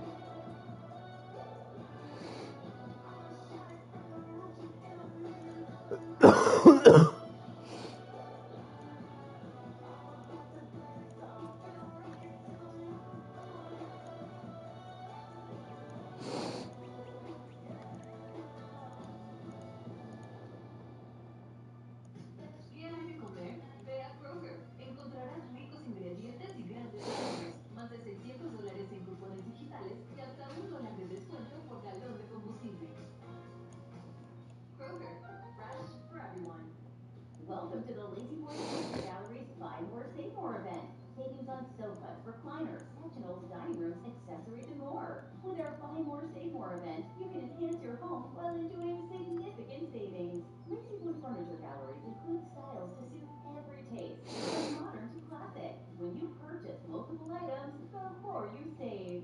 Receive savings up to an additional $3,500. Head to your local Lazy Boy Furniture Galleries today. This looks like a lot of fun. Since Arch Motorcycle began, curiosity has been our lifeblood. Searching for inspiration from those who help change the world around us. What the hell is that? Being paramount, you have to be a visionary. These are the largest emitters in the world. Used to make the rocket. Wait, what? This is a quest for inspiration. Arch Motorcycle was all about the ride. Alright. Remember me? I was your favorite TV. Then you got a Roku. And now I feel like your other TV. I know my controls are clunky, and they take a bit longer to find your favorite shows.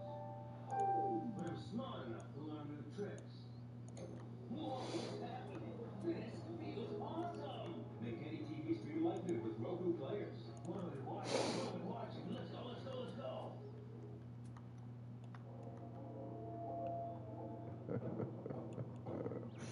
You think you're the king? I'm the king. Detectives attributed to the rapist. Fire. Eventually, the police are so keen to catch this man that they build a bust or an effigy of him based on the eyewitness of several victims. So they get a rather thick set, pot-bellied looking man, sandy to red hair, a long straight nose, pasty sort of guy. They went to a massive amount of trouble, but A massive amount of trouble. turn up the lead that they desperately needed. As detectives carried on in their diligent efforts to track the Don Vale rapist, what they couldn't have realised was that in June 1982, their case was about to collide head-on with a long-forgotten double murder from 1966.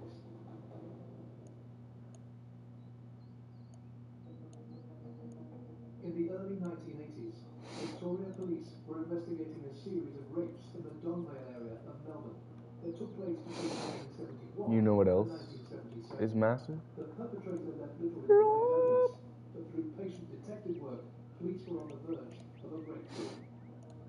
The unifying thing about the attacks, apart from the method, was that there weren't a lot of clues. But the police, through diligent fingerprint work, were able to build up a composite of fingerprints. So they'd find one thumbprint here, one index finger there, and they get one from the window, one from the windowsill.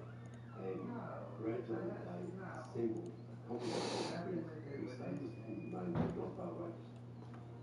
The use of fingerprints was still in its infancy in the 1980s. It's still pretty much the same as it was at the turn of the 19th century. There was no computers. There was no scanning of images of photos or even fingerprint form. Better back at. The Medill Hayward murder, etc., had sort of receded into the distance. By the time we get to the early 80s, it's sort of ancient history, and we've been through Oh wait, wait to fill this in. Wait, how much longer are you gonna shoot for? I don't know. Probably like 2 more hours. I don't know. I might change games though, like the Minecraft. I mean, I'm almost at 100 days. Look at my build. Here, bud. Oh, thanks. Look. What is that? Roblox? Yeah, I built this though. Nice. Look, you see that crown and everything? That's sick. Heck yeah. I'm still making like the army, you know, because I'm the king, you know. King's gotta have an army, you know. Detail, an incredible amount of patience, and a huge scope of work. Andrew Wall had stumbled on a match between the prints found at the Don Vale rape crime scenes and those found on Gary Haywood's car in 1966. Stand ready for my arrival. Worms. Laughing ready. That's crazy work. Have you ever seen a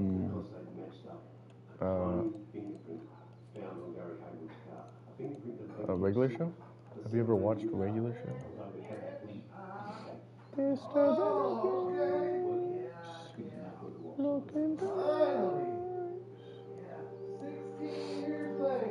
Six, seven. I just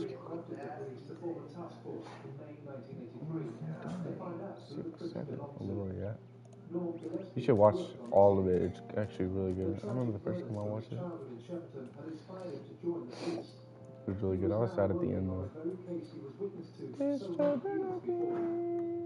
Oh, these guys are kind of not in the ground. It was frustrating, but you kept working and kept chipping away at it, and you want one of these since you're married? You tend to have all the luck. Yeah, they're really good. Yeah. With few leads to explore, the task force was wound down. What kind of short king is this? Once more. Yeah, you like it? Bro, why are my guards taller than me? Nah, this cannot be. Oh, just kidding.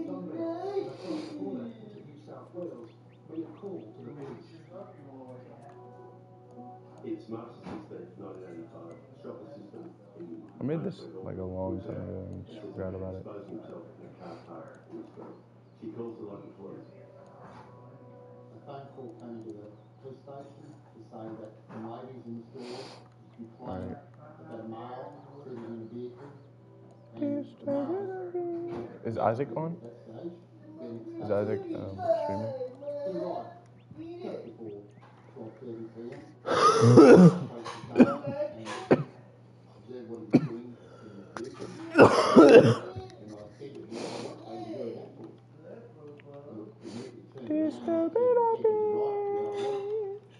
I asked him if he started. He told me his name was Raymond. We can still have purple, brown, white, black, and pink. Now, this man had never been fingerprinted before in his life. He's a man who's fairly fortunate. They put the ink on his fingers. We can do an orange one. They send the fingerprint sample and it finds its way through the system. So that's the file to appear at the Broadview local court on the 18th of March. He did appear there and he was fined. He pleaded guilty to the charge of willful obscene exposure. He was given $400 fine by the magistrate, Mr. Wherry, and we didn't think anything more of it. Edmund's prints made their way to the Central Fingerprint Bureau in Sydney, where incredibly they were spotted by a diligent detective. As he processed them, he noticed they matched a set of prints he'd been given by Victoria police officers 8 months earlier during their search for the Donvale rapist. Finally, detectives had their man. One less thing I gotta buy. Let's go. Yeah, she got all this cash now. Who sorry said we got him. And they said you imprinted more. Disturbing. After 2 years of hard work and a huge piece of good fortune, detectives could match Raymond Edmonds' fingerprints to those found at the Donvale rape scenes and the print they found in Gary Hayward's car back in 1966. After 2 decades, a double murderer and serial rapist who had remained anonymous for so long had just blundered into the hands of All right. police. Should we make a building around it?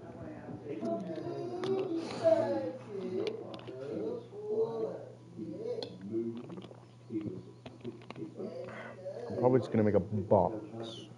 B-O-X. Box. For anyone who does not know how to spell box. Many women found him scary, sinister, didn't like him. Sinister. He was a man who'd been very careful to keep up his own history. So if he went to Make sure this building isn't as tall as me. very correct before, he would alter, he would make up false details, false addresses, false places of work, so that wherever he'd been, he laid a false trail, which of course is an indicator of guilt. Investigators uncovered the story of an apparently ordinary working man who harbored a terrible secret. He was a violent sexual deviant who beat and raped his Alright, I'm pretty sure that's in the middle. also molested his partner. On the 22nd of March 1985, detectives were finally able to arrest the man who they'd been looking for almost 20 years.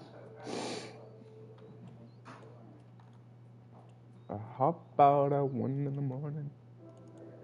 Joey, time to watch the game. I got screens plus. You should put a T-Mobile. You can trade in a broken phone, and they'll give you a brand new iPhone 16 Pro on them. Where did you get gum? It was under my seat. When is this thing over? At T-Mobile, new existing customers get iPhone 16 Pro with Apple Pay on us.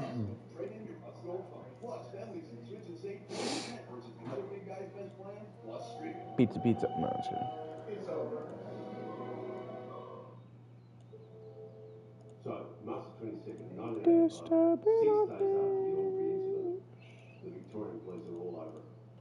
They know where Edmonds works. They go down to a small factory in the Bayside suburb of Hire, and they go in and they're in the office of Raymond Edmonds. He says, "What can I do for you, gentlemen?" And then they arrest him. I was surprised why we hadn't had him earlier, because it looked so much like the circular that girls put together and it was distributed on the highways in Melbourne and on police circulars. I was amazed someone hadn't telephoned us and told us who he was. boss conducted a pre-interview question and actually pointed to evidence and said, I put it to you that these fingerprints are yours. There was some silence for quite some time and a shake of the head denial. Edmund was reluctant to divulge anything much, but he seemed to undergo a change of heart, or more likely he realised that my boss put it to him again, in which Evans, and that still sticks in my mind now, said, get me a priest and I'll tell you everything. After speaking to a priest, Evans began to talk, but the police were well aware they only had a limited time to question him. there are rules in Victoria which limit the amount of time that a suspect can be questioned about a particular time. Now, the police can get some extensions. They can do it for 6 hours and then get an extension. We had him for 18 hours, but that was nowhere near enough time to process him for double murders plus all the rapes in Melbourne. He didn't have the time. We only had time to process him on 5 of 30. But he admitted them. He said, yes, I committed them, but we didn't have enough time to find out how did you choose that victim? How did you know the husband would be away or the kids would be in the next room? We didn't have time. Detectives were only able to put forward 5 of the 30 cold cases to Edmonds, plus the double murder in Shepparton. His response to the charges was that he was sick in the head and needed destroying. Although he agreed to take part in a reconstruction, the health investigators pieced together the events that led to the murders of Dill and Haywood. Police were beginning to realise that his statement was riddled with lies. Edmonds had claimed that the gun he used in the killings was actually Gary Haywood's, but the police could prove otherwise. It's so bright in here. Key parts of the evidence is the 22 Mossberg. Now, Edmonds initially denies ever having had one, but of course the police were able to go back and show that he did have one. They go to the farm at Ardmona near Shepparton, where he'd been a shepherd in 1966 at the time of the double murder. And there they find the farmer's son, who'd been a young man back in 66 and is now, in his 40s or whatever. And he says, oh, yeah, I remember him. He had this Mossberg rifle. It was one with a fold-out handle. I remember it well. We used to shoot rabbits and rats and all that. And in fact, he said, hang on, he said to the police. Look at this. Watch this 200 IQ. I'm gonna raise this just a little bit. I'll raise this a little bit. And I'm gonna raise this one a little bit. Alright, now I'm gonna place plastic. Then I'm gonna scale it all the way down, and then I can fill the whole room. Oh, you finally did! That he shot the same firearm that Tim's on the there goes the spent shell must go somewhere. So we got excavators, we dug up all the area in which he was standing at the time, and We can do the all that pool. soil was brought into Shepparton. It was sieved physically, standing there, shaking the sieve, and the spent shells dropped through. And a ballistics expert was able to say categorically it was the same firearm that discharged the spent shells at Ardmona as at the murder scene at Murchison East. Alright, now we can include this. That he indeed, although he denied owning the Mossberg 22 rifle, in fact he had owned precisely the model rifle 352K Mossberg. Just a little bit.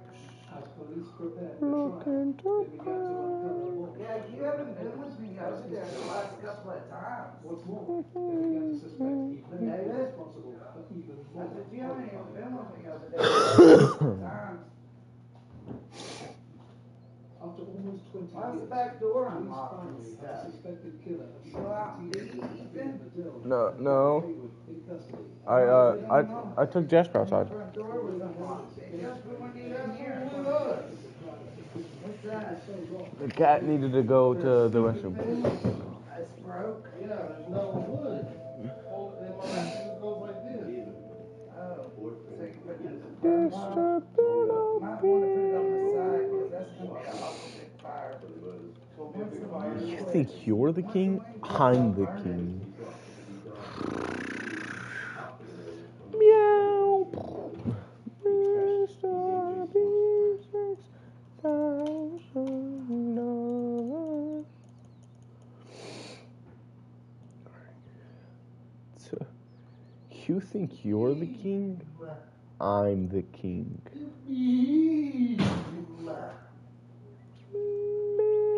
Mr. $6,000.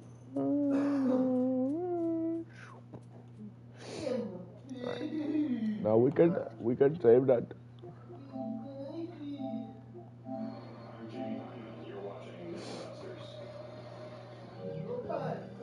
Alright, now we can make that into a video.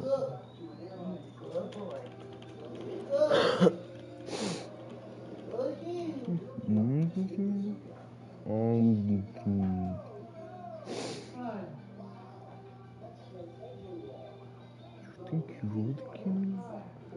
I'm the $6,000. Here on Mythbusters, we're not just going to retell the legends, we're going to put them to the test. We're prepared to put our bodies on the line. Why should you trust these guys? Well, Jamie and Adam have over 30 years in model building, animatronics, and toy prototyping. They can build just about anything, and probably have.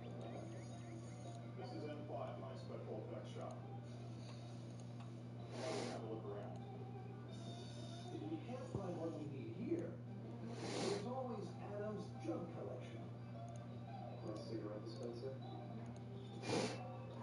And they'll need every trick in the book. So where do we begin? What do we got? Let's go.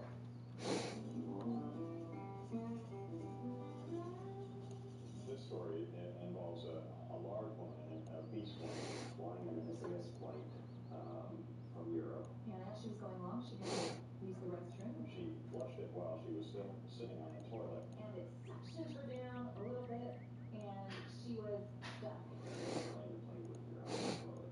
One of the air flight crews had to come and assist her to get off. What exactly are we going to need to test this? We have a vacuum pump that is pretty powerful. We have to create a large female posterior. Is that how we Posterior, yes. Yeah, large, big ass, and we got to hang it over the toilet. Did you go to art school, Dan? And build real stuff. I don't know how to drive. You know what's like that? Huh? It could also be like a big Lego lamp cooking over a barbecue. That's the idea. We got a means of measuring how much pull down there is. To me, that means a big fish scale. We'll use a forklift. We'll hoist this big ass over the toilet, and we'll with the hanging off the fish scale. We lower it on there, and then we turn the pump on, and then we raise the forklift until we see how much suck the thing has before it lets go via the fish scale. And we're gonna have to make that one because that's a pretty big fish. This woman was like I guess that could have been a 300-pounder. In the aircraft market, we have approximately 13,000 back. We only have one? Alright.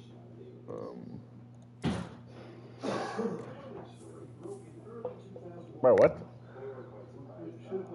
Got one wood out of that. Because that's definitely useful. Who even buys these anymore? Just please give me a seat. That's all I need. There wasn't even that much stuff. Well, for 45, I mean, that's why I read it. No, on the phone. Yeah, in the building. Yeah. That's what I don't have the same thing, but I guess we're gonna have to use the king's chair to put the servant right there. Totally. And then let's put the driving seat. Don't know what that's connected to, but alright.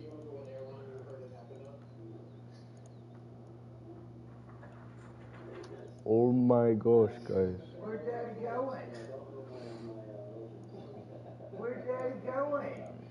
Interface carries two completely Little different Bubba? human-based Get up. Let go. Are you gonna go bye-bye? Come on. Little Bubba? Little Bubba? Hey, for real, leave it. Play with you. Come on. Because you're just recycling our content. Right. The pressure should be zero.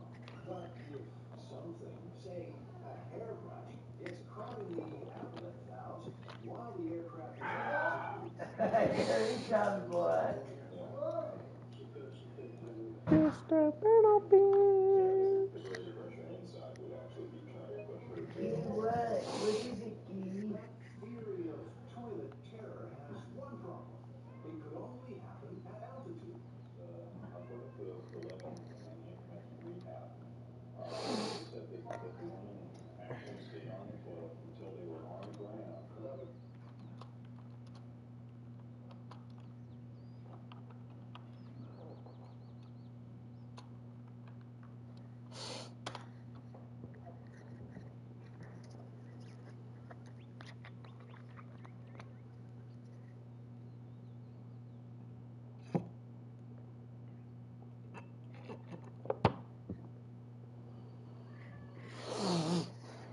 Yeah.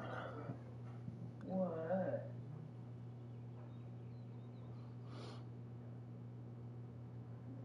Yeah.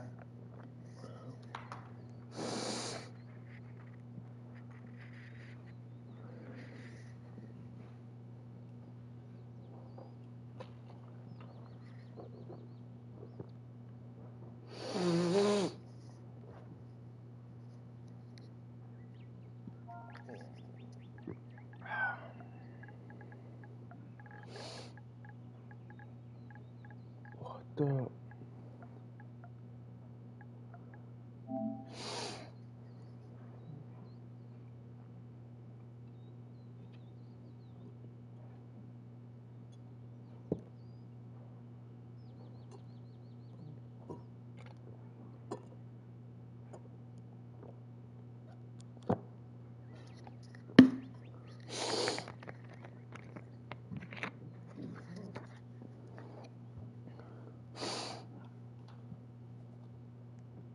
Well, let's just change to blue scene. Yeah.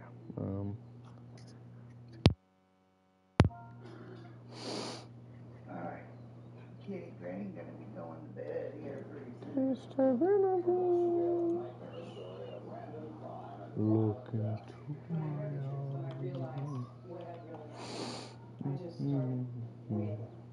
What the fuck? Up and coming suburban couple. They couldn't escape the urban jungle. I gotta get up early, regardless if I want to or not. I gotta get started early so I can get done early. There's another shocking twist in Boston's most incredible murder case. You now believe that story is false. It's not true. Everything you thought was true wasn't. It was shocking. It was confusing. It's diabolically brilliant.